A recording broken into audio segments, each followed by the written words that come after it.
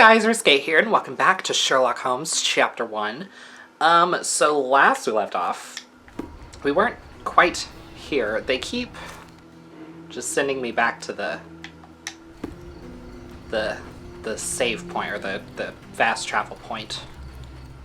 But we were investigating this crime scene here. Yeah. Everybody out of my way. Okay, so we're still trying to figure out... Oh, right, we were going to do this recreation. Okay. I'm no longer feeling confident with these. I feel like I keep screwing up. Oh, and there are so many this time. Okay.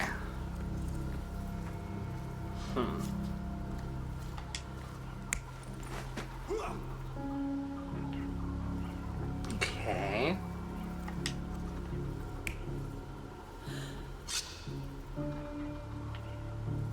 I don't really see much of a difference. What's the difference? Oh. In one, she's being dragged away? Okay.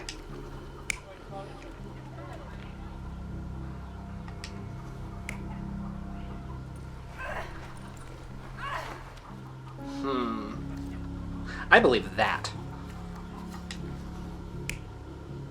I believe that and that. So, I mean, it shows she started getting dragged over there. Okay, and then we have either that or... Okay, I'll go with that. Oh, I'm probably so off. Man, this guy was just fighting them all off. Yeah, I think that seems plausible. If I don't get this on the first try, I'm Googling it, because I don't have time to go through, like, 17,000 different possibilities. Okay. That seems likely. He was either pushed or kicked.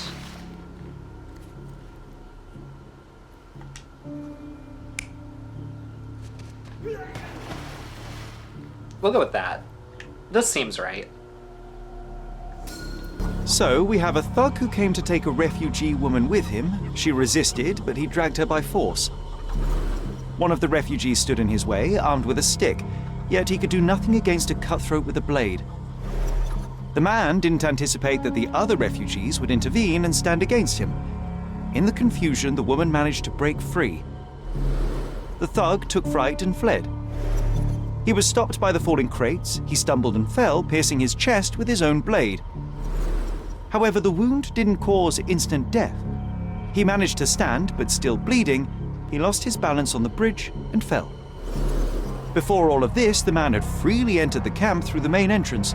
The police admitted him after they had a short smoke together. You live by the sword, you die by the sword.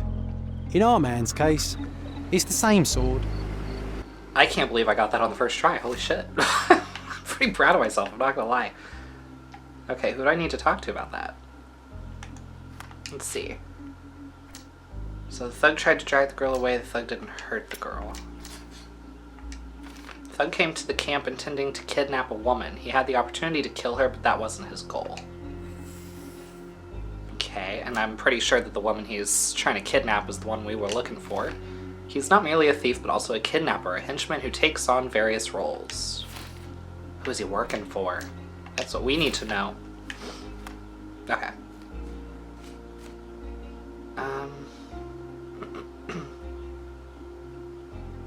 We still haven't solved that. Maybe I'll still have a chance, I hope. I hope I will. Okay, should I talk to you? You still here? Rude. Inspector, I believe I can aid your investigation. I know who the dead man is and what really happened here. You do? Well, good for you. But I'm afraid I'm not the one you need to share your findings with. Speak to Mr. Harlow here. He's the one responsible for settling things in the camp. You don't even care to listen? Oh, I do care. Maybe even more than I need to. But I'm only here today to lock the place up, question witnesses, and file the facts. It's sad, but coming up with conclusions is not among my tasks here. You fellows at City Hall do that. Anyway, speak to the supervisor. I'll just stand by and listen to what you have to say. Okay. Works for me. Mr. Harlow, your refugees didn't murder anyone. What? Pray tell me what you've learned. All right, listen carefully. This might solve one problem for you, but will create a few more. Oh, well, that's a great start. The man came to the camp intending to kidnap one of your refugees, a woman. What he didn't expect was that the refugees would stand up to protect the woman.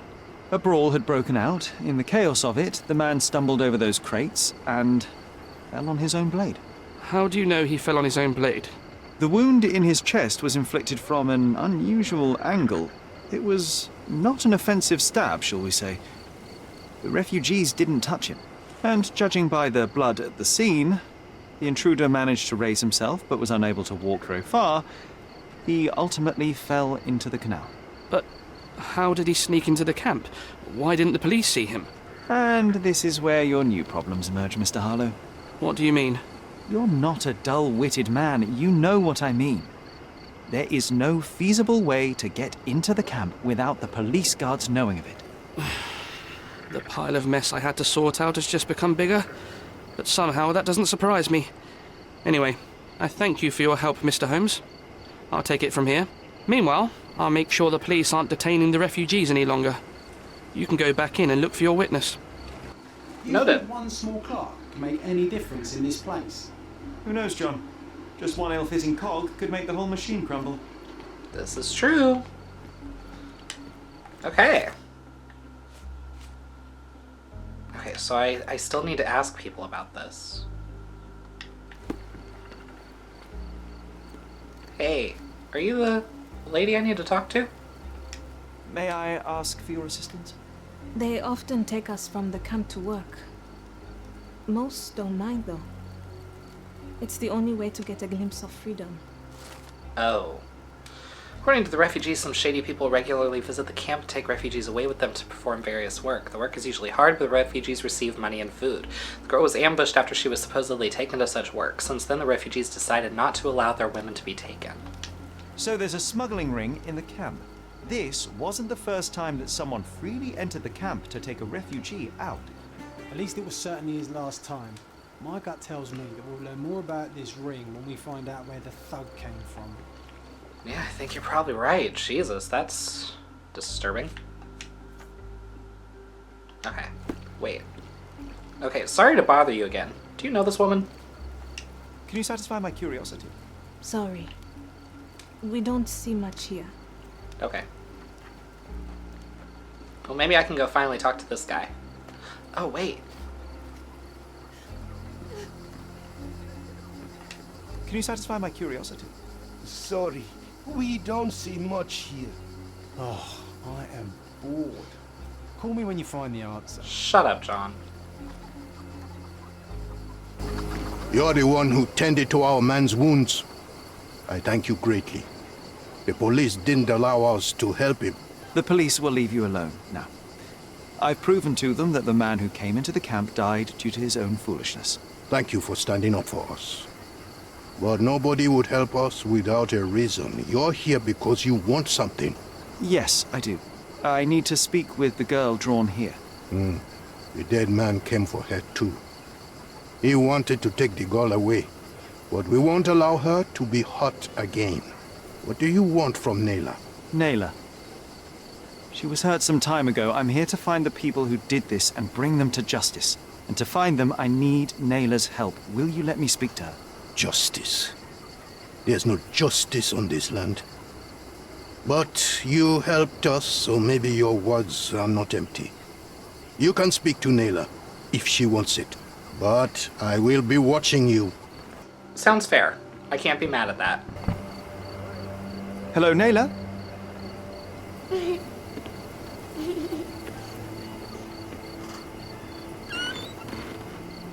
My name is Sherlock. I know someone hurt you. I am here to help. I'm trying to find the people involved and bring them to justice. Please. There is a photograph, and I'm sorry, it is terrible, but I simply must ask. Where did this happen? What can you tell me about these people? Christ, Sherlock. Naylor, I'm sorry. I'm not very good at this.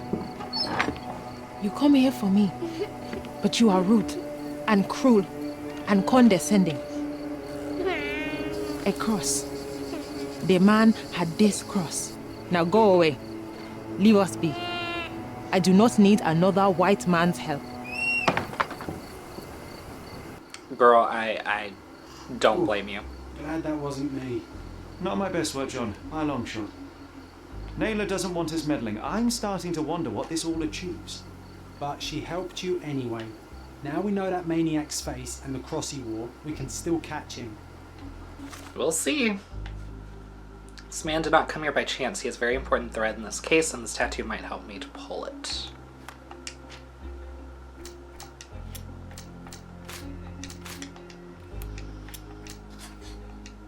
Badges such as these are usually awarded to high-ranking officials. The defiler from the photograph must be one. Okay, there we go. At Mercurio's place, we found a photograph of a vile act perpetrated on a young woman by a debauched man. John has sketched the abuser for our reference, depicting him in a red suit with a tail. Neela drew a peculiar cross-shaped badge she saw on the debaucher's chest. Badges like this are usually awarded to British high-ranking officials. Not many of those visit Cordona, let alone work on the island. So I wonder, would City Hall be the place to search? Or should I go to the police station? Because I don't think the Chronicle will do anything.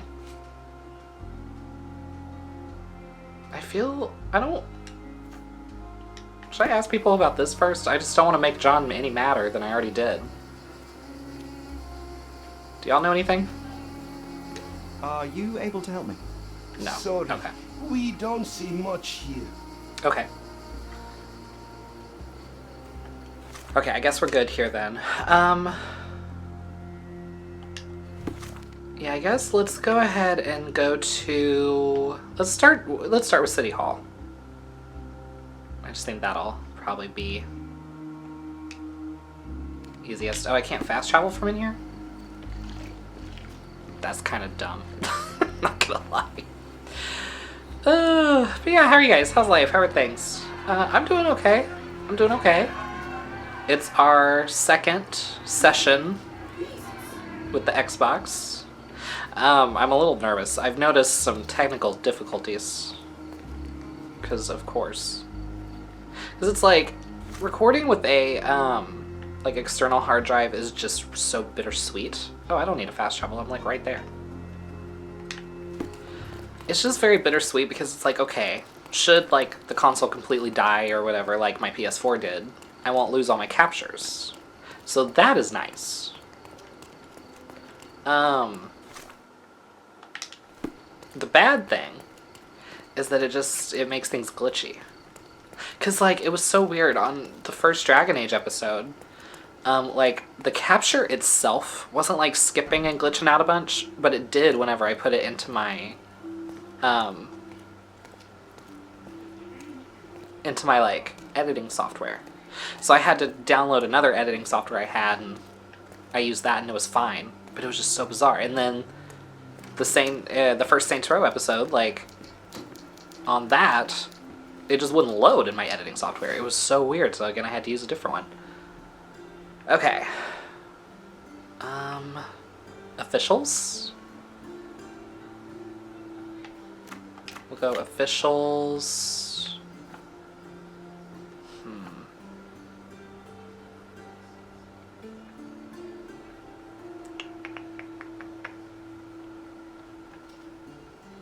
I don't know. Maybe legal documents?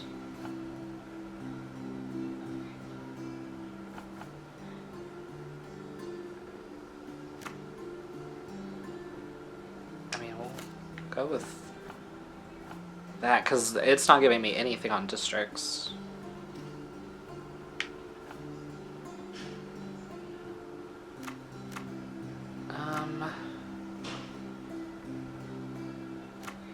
Let's go occupation. Wait, no, that doesn't have anything to do with jobs. Different occupation word. Let's go legal documents. A. Thomas Norton, born in 1840 in London, graduated from the University of Oxford in 1864. In 1869, started working at the Home Office as a secretary. In 1875, took a position as a military commissioner in India. Honored by the Queen herself with the Order of the Bath in 1877. March 1st, 1878, was appointed as the British envoy in Cordona with his own cabinet in the City Hall. Oh. Damn. Okay. Well, you know, that changes things. Damn. Okay. Let me check John's diary, see what all shit he's talking. Okay. People in the refugee camp are being exploited and the police have been implicated in it. We must fix this, but what can we do? Given his inane inquiry, Sherlock must be conducting an experiment on the effect of non sequiturs. Bananas are actually a herb. Only a couple of minutes and we had the right papers in our hands. I almost wish it took longer. Barely had time to put my feet up. Yeah, well, you'll live. Who should I talk to about this?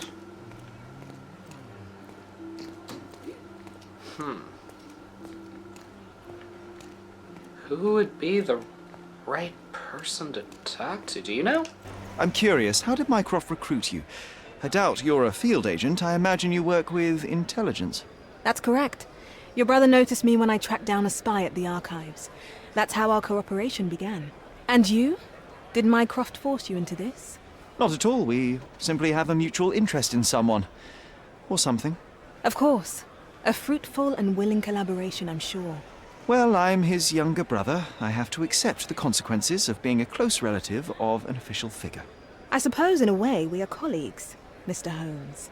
In the remotest way possible, Miss Oni. Okay, that didn't tell me anything.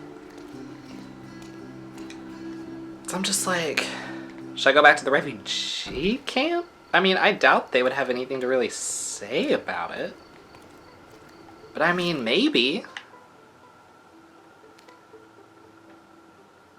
Because, I mean, the only other person I've really talked to is Vogel. And I highly doubt he's gonna have anything to say about it. I mean, I guess I could tell him that we found his thief and that he's dead. But I don't know. I'll go talk to that detective guy. Was he a detective? I don't remember.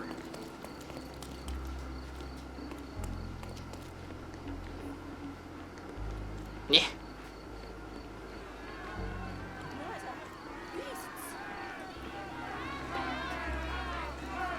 If he's still here. Hopefully he is. Okay, he is. Good deal. Do you have anything to say about this? I owe you a lot, Mr. Holmes. Damn. What about you? You still here? Oh, I'll just shit. look around and do my paperwork. You won't even notice me. I wish. Okay, rude. You still here? Let's see. Your problem, not mine. I've already told you all I've learned. The intruder has a most peculiar tattoo on his neck, 2 lines and a point. Do you know anything about it? You really want to know, kid?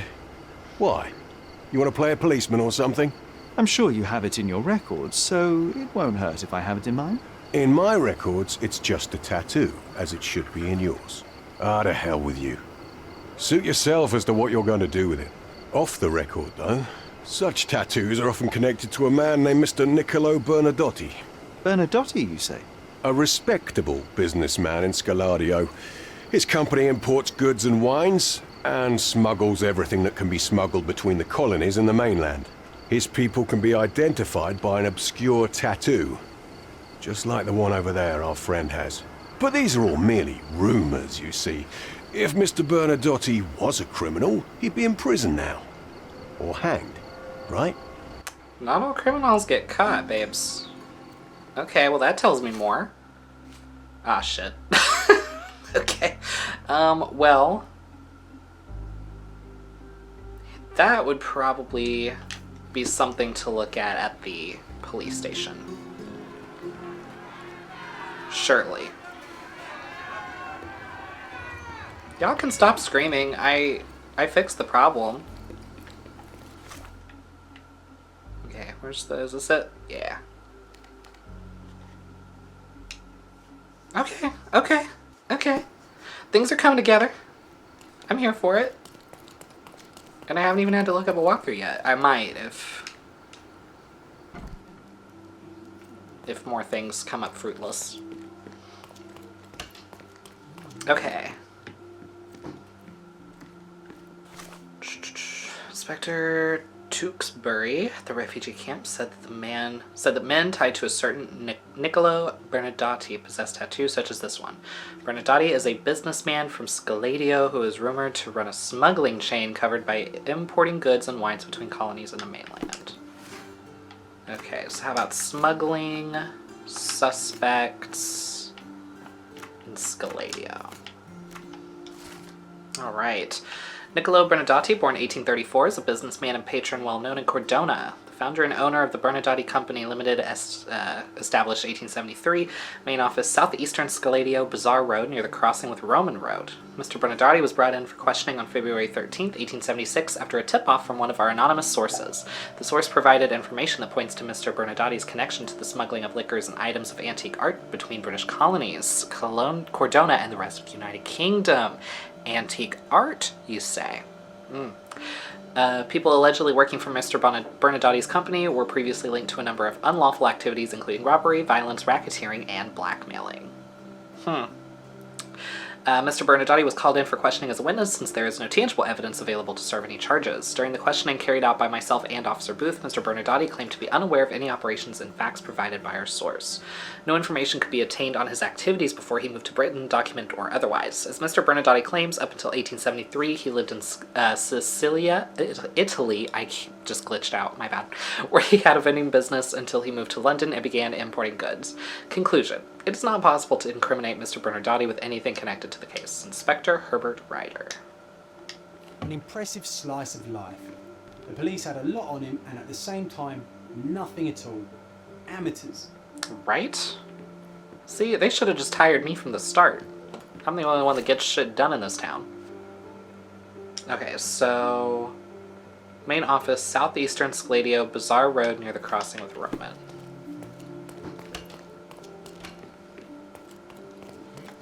Okay, Bazaar Road near the crossing with Roman. Okay,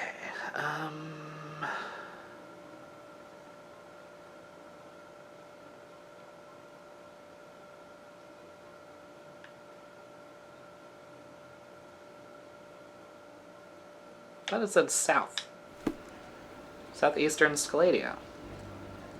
Is that not where we are right now? Okay, that's what I thought. Oh, there we go.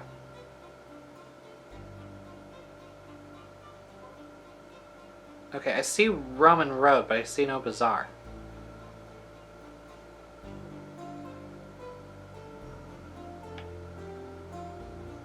Oh, there we go.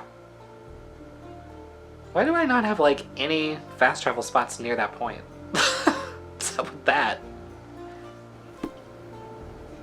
Okay, there we go. We'll just go this way, it's actually faster.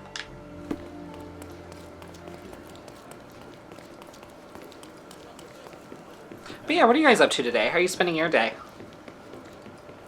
I'm on day 2 out of 3 in a row of recording. Because I finally got all my consoles. I have time. I'm like, you know what? Let's do the damn thing. So yeah, 3 straight days recording to get me back on schedule.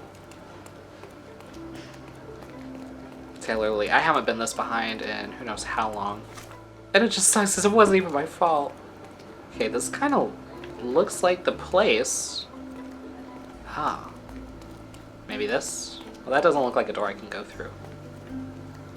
Maybe this? Can I go through this door? No.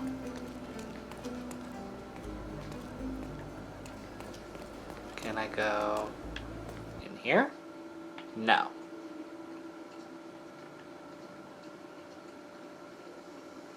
Oh, Bernadette Limited. Found it. Alright, well, we're going to go ahead and sign the next episode. Hope you guys enjoyed this one. If you did, please give it a thumbs up, subscribe, share this with your friends, hit the bell so you don't miss an upload, and I'll see you guys next time.